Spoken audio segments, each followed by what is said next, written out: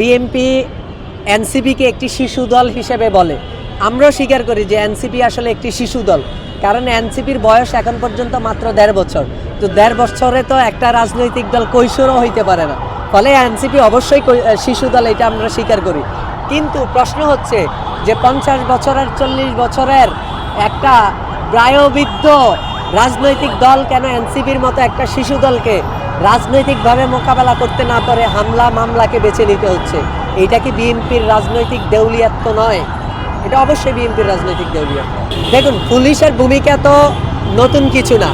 আমরা গণঅভ্যুত্থানের পরে অনেকবার চেষ্টা করেছি, সর্বোচ্চ চেষ্টা করেছি যে 2-3টা জিনিস যেগুলা মোস্ট প্রায়োরিটি দিয়ে পরিবর্তন হওয়ার দরকার ছিল, সংস্কার হওয়ার দরকার ছিল, তার মধ্যে সবচেয়ে অগ্রগণ্য হচ্ছে এই পুলিশ বাহিনীর সংস্কার হওয়ার দরকার ছিল।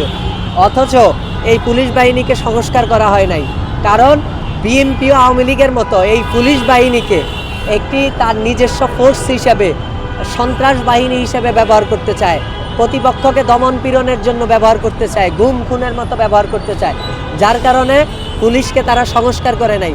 ফলে পুলিশ তো আসলে কাঠামোগতভাবেই সরকারি দলের দাস অনুদাস হয়ে আছে। ফলে পুলিশ থেকে আপনি এর চাইতে বেশি আর কি করবেন? আজকে দেখেন যে পুলিশ নির্লজ্জভাবে আমাদের এনসিপির কেন্দ্রীয় নেতারা যখন হবিগঞ্জে ঢুকতে চেয়েছে, তারা ব্যারিকেড দিয়ে, গাড়িকে আড়াআড়িভাবে দিয়ে এবং বালুর ট্রাক, এটা খুবই লজ্জাজনক।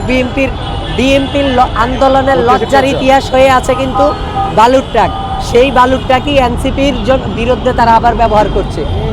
এবং গাছ কেটে, আপনারা দেখেছেন যে মিডিয়ায়, যে গাছ কেটে তারা সড়ক বন্ধ করে দিয়েছে, পুলিশ সেখানে ব্যারিকেড দিয়ে দাঁড়িয়ে আছে, সেখানে বালুর ট্রাক দিয়ে দাঁড়িয়ে আছে, যাতে এনসিপির নেতারা হবিগঞ্জে ঢুকতে না পারে।